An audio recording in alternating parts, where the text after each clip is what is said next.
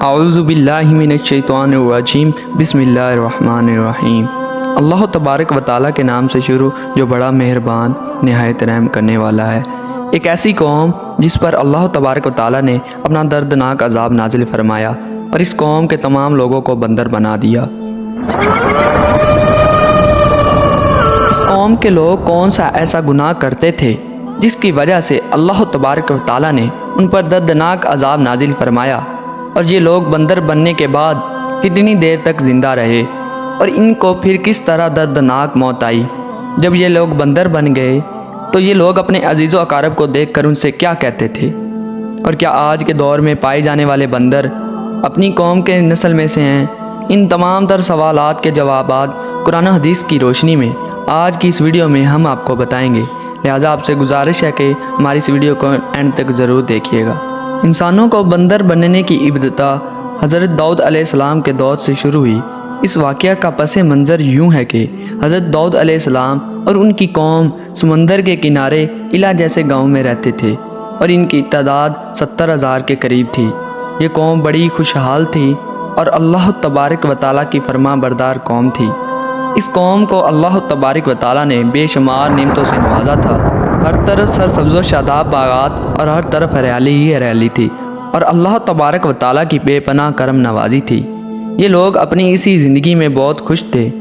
حضرت داؤد علیہ السلام کی قوم سمندر کے کنارے پر رہتی تھی، تو اللہ تبارک و تعالیٰ کا ان پر یہ خاص کرم تھا کہ سمندر کے اس کنارے پر بے پناہ مچھلیاں آتی تھیں، جن کا یہ لوگ کاروبار کرتے تھے اور بہت ہی خوشحالی والی زندگی گزارتے تھے۔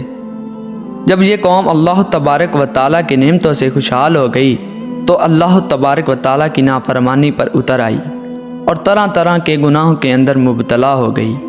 پھر ایک دن اللہ تبارک و تعالیٰ نے اس قوم سے امتحان لینے کا ارادہ کیا اور حضرت داؤد علیہ السلام پر وحی بھیجی کہ اپنی قوم سے فرما دیں کہ ہفتے والے دن مچھلی کا شکار کرنا بند کر دیں۔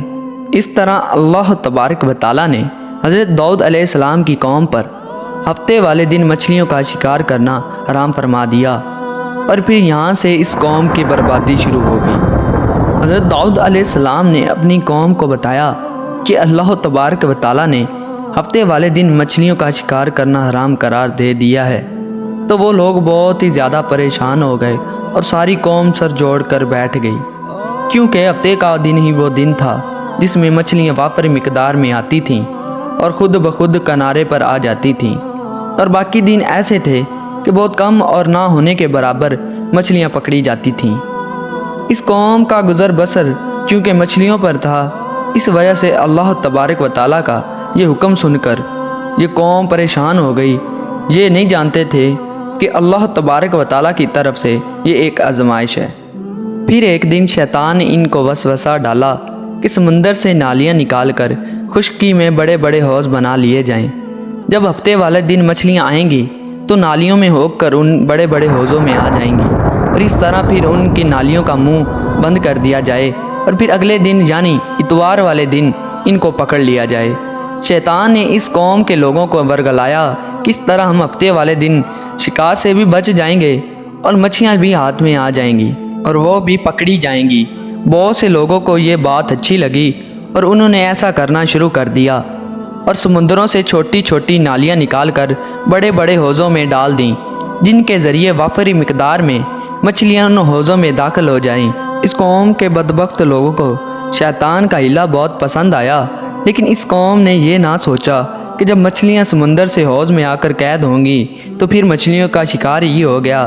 اس لیے یہ شکار ہفتے والے دن ہی قرار پایا جو اللہ تبارک و تعالیٰ نے حرام قرار دیا تھا۔ اس موقع پر یہودیوں کے 3 گروہ ہو گئے۔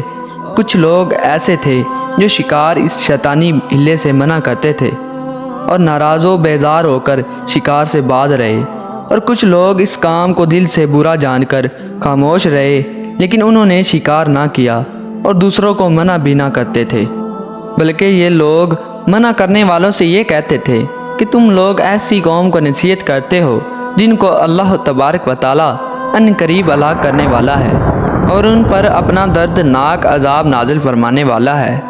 اور اس قوم کے کچھ لوگ ایسے تھے جو سرکش اور نافرمان لوگ تھے، جنہوں نے اللہ تبارک و تعالیٰ کے اس حکم کی مخالفت کی اور شیطان کی ہیلے بازی کو مان کر ہفتے والے دن شکار کرنے لگے۔ یہ لوگ اللہ تبارک و تعالیٰ کے حکم کی سرعام مخالفت کرتے اور ہفتے والے دن مچھلیوں کا شکار کر کے ان کو کھایا کرتے اور بیچا کرتے۔ پیارے دوستو، حضرت داؤد علیہ السلام کی قوم کے 12,000 نافرمان افراد تھے جو منع کرنے کے باوجود بھی ہفتے کو ان نالیوں کے ذریعے مچھلیوں کا شکار کرتے رہے۔ حضرت داؤد علیہ السلام نے ان نافرمان 12,000 افراد کو اللہ تبارک و تعالیٰ کے عذاب سے ڈرایا کہ وہ اللہ تبارک و تعالیٰ کی نافرمانی سے باز آ جائیں، لیکن وہ لوگ باز نہ آئے اور وہ لوگ سرعام شکار کرتے رہے۔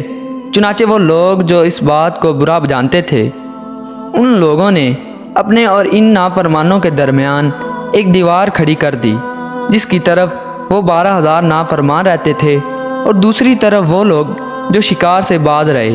حضرت داؤد علیہ السلام نے اپنی اس قوم کے 12,000 نافرمانوں کو بار بار سمجھایا، لیکن یہ لوگ اپنی نافرمانی سے باز نہ آئے اور اسی طرح اللہ تبارک و تعالیٰ کی نافرمانی کرتے رہے اور شکار کرتے رہے۔ پھر ایک دن حضرت داؤد علیہ السلام نے غضبناک ہو کر شکار کرنے والوں پر لعنت فرما دی۔ اس کا اثر یوں ہوا کہ ایک دن خطا کاروں میں سے کوئی بھی اپنے گھر سے باہر نہ نکلا۔ یہ منظر دیکھ کر کچھ لوگ ان کی دیواروں پر چڑھ گئے تاکہ معلوم ہو سکے وہ کس حالت میں ہیں۔ جب ان لوگوں نے ان نافرمانوں کو دیکھا تو سب کے سب بندر کی صورت میں مسخ ہو چکے تھے۔ اللہ تبارک و تعالیٰ نے ان کی نافرمانی کی وجہ سے ان پر اپنا دردناک عذاب نازل فرمایا اور ان کو انسانوں سے بندر بنا دیا۔ جب لوگ ان مجرموں کا دروازہ کھول کر ان کے گھر داخل ہوئے تو وہ بندر اپنے رشتہ داروں کو پہچانتے تھے اور ان کے پاس آ کر ان کے کپڑوں کو سونگھتے تھے اور زوروں کا تار روتے تھے، لیکن وہ کچھ بول نہ سکتے تھے۔ اللہ تبارک و تعالیٰ کی ان نافرمان بندر بن جانے والے لوگوں کی تعداد 12,000 تھی۔ ان 12,000 لوگوں نے اللہ تبارک و تعالیٰ کی نافرمانی کی اور اللہ تبارک و تعالیٰ نے ان کو بندر بنا دیا، جس طرح اللہ تبارک و تعالیٰ سورۃ بقرہ میں ارشاد فرماتا ہے، اور بے شک ضرور تمہیں معلوم ہے تم میں کہ وہ جنہوں نے ہفتے میں سرکشی کی تو ہم نے ان سے فرمایا کہ ہو جاؤ بندر دھتکارے ہوئے۔ اس طرح حضرت داؤد علیہ السلام کے قوم کے 12,000 نافرمان لوگ بندر بن گئے، اور اسی دوران یہ نہ کچھ کھا سکتے تھے اور نہ کچھ پی سکتے تھے، بلکہ یہ یوں ہی بھوکے پیاسے سب کے سب ہلاک ہو گئے اور 3 دن کے اندر سب کے سب مارے گئے۔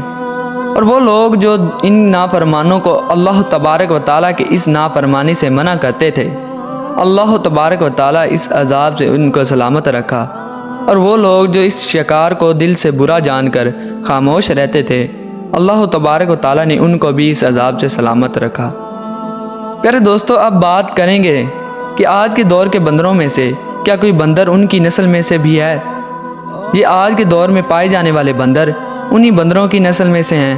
اس کے متعلق روایات میں آتا ہے کہ حضرت عبداللہ بن مسعود رضی اللہ تعالی عنہ سے روایت ہے کہ حضور پاک صلی اللہ علیہ وآلہ وسلم سے کسی نے سوال کیا کہ آج کے بندر حضرت داؤد علیہ السلام کی قوم میں سے ہیں؟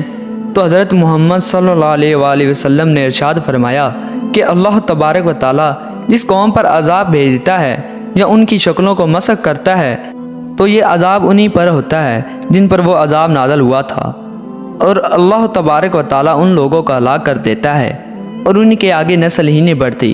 اس لیے یہ بات غلط ہے کہ کچھ لوگ یہ سوچتے ہیں کہ آج کے بندروں میں بھی حضرت داؤد علیہ السلام کے قوم کے بندر بننے والوں کی نسل موجود ہے۔ ایسا کچھ بھی نہیں ہے۔ وہ لوگ صرف اور صرف 3 دن زندہ رہے اور اس کے بعد سب کے سب ہلاک ہو گئے، اور اللہ تبارک و تعالیٰ نے اس قوم کو صفحہ ہستی سے مٹا دیا۔